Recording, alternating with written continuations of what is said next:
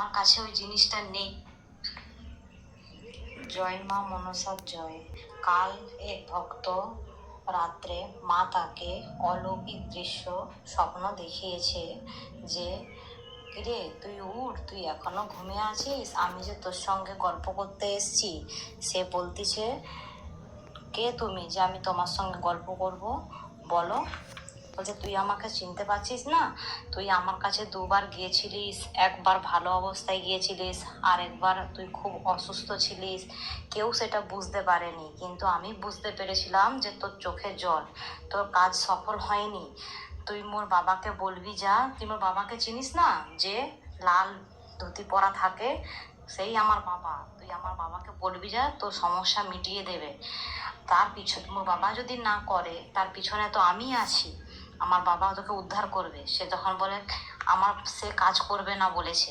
বলে, কে তোকে বলেছে কাজ করবে না? তুই একবার বলবি যা, তোকে ঠিক উদ্ধার করবে। তুই যা, তুই মোর বাবাকে বলবি যা। আমি তো তার মেয়ে না, সে মেয়ে, আমি তো পেছনেই থাকবো তার।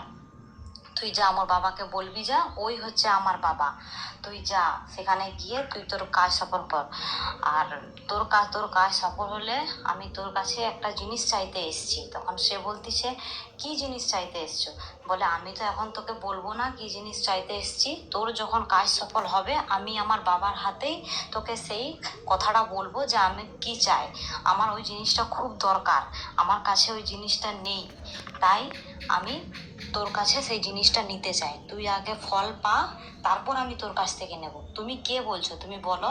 তুই জানিস না আমি যে তোর বাড়িতে আছি, তুই যে আমাকে 2 টাইম আমার চরণে মাথা ঠেকাচ্ছিস, আমার চরণে যে কাঁদছিস, তুই জানিস না সে কে?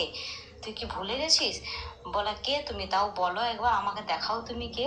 ঠিক আছে, তুই আমার সঙ্গে এত ঝগড়া করছিস তো, তুই দেখ কে আমি তাহলে। তখন তাকে মা সাপ রূপে দেখিয়েছে।